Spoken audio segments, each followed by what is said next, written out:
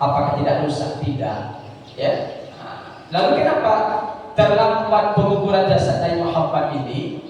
Keterlambatan itu disebabkan karena para sahabat Nabi berdebat. Mereka berdebat siapa orang yang menggantikan posisi Nabi Muhammad sebagai pemimpin ketika itu. Ya, mereka berdebat.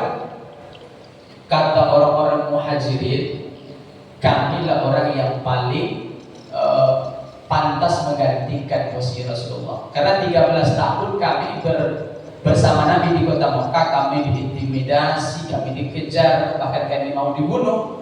Bahkan Rasulullah itu mau dibunuh, kami yang membela Rasulullah. Itu kata orang-orang Muhajirin. Orang Muhajirin itu orang yang pindah dari kota Mekah ke Madinah.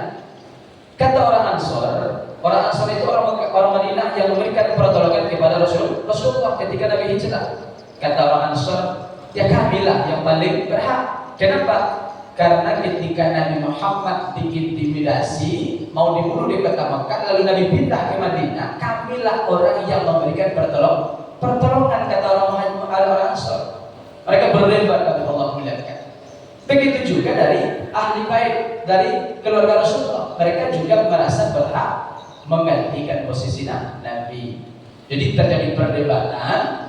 Pada akhirnya dalam sejarah kita ketahui ditunjuklah sahabat bernama Abu Bakar radhiyallahu anhu ya sebagai pengganti Rasulullah. Namanya Khalifah Abu Bakar As-Siddiq. Khalifah itu artinya pengganti.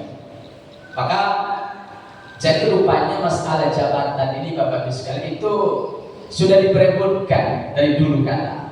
Jika kalau kita baca sejarah ya, setelah Nabi Muhammad, setelah itu muncul namanya Khulafaur Rasyidin Bapak Ibu sekalian. Khulafaur Rasyidin itu 4 orang. Abu Bakar, Umar, Utsman, Ali. Setelah Khulafaur Rasyidin berakhir, nanti muncul satu dinasti namanya dinasti Umayyah namanya. Yang mendirikan adalah Muawiyah bin Abi Sufyan. Berkuasa lebih kurang selama 100 tahun, kemudian runtuh.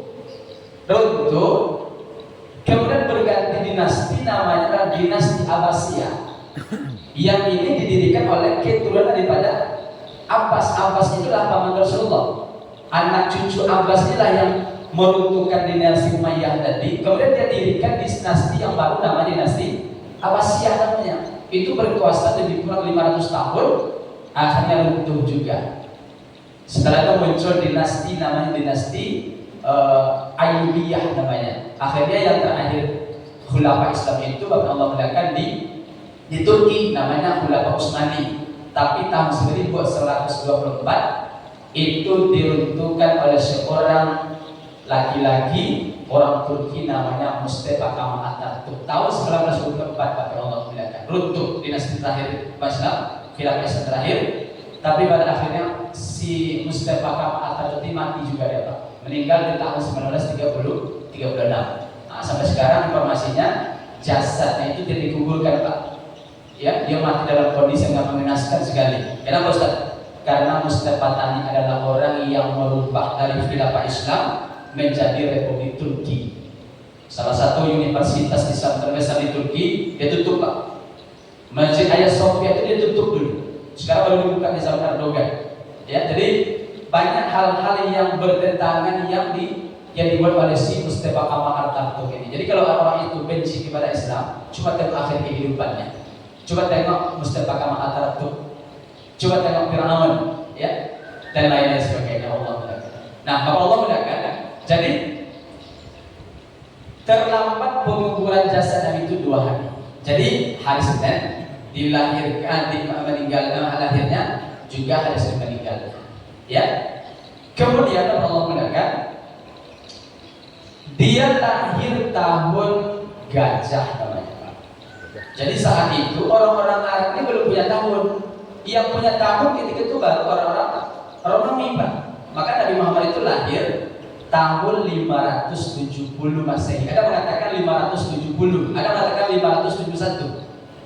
Nah, tapi dalam kalender Arab belum ada tahun, yang ada baru bulan Pak. Dari bulan Muharram sampai bulan Zulhijjah itu sudah ada di zaman jahiliyah. Yang tidak ada itu adalah tahun, belum ada. Sehingga bagaimana cara mereka menentukan tahun?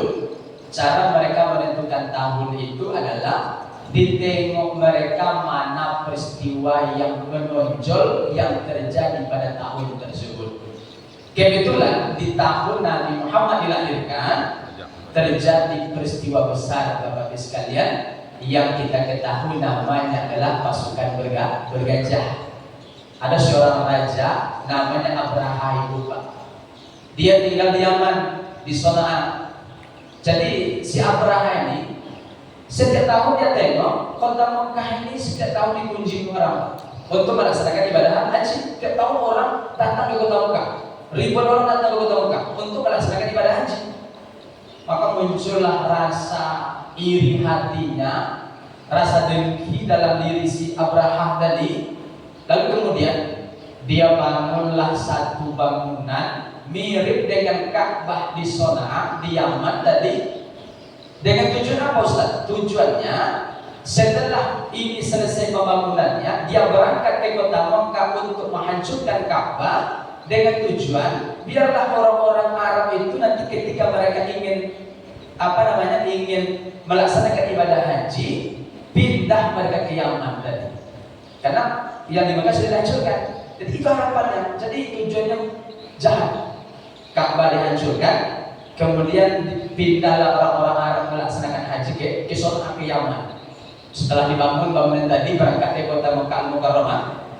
Sampai di kota Mekah, Bapak Ibu sekalian, yang menjadi juru kunci Ka'bah, yang menjaga Ka'bah itu adalah datuknya Rasulullah, namanya Amr.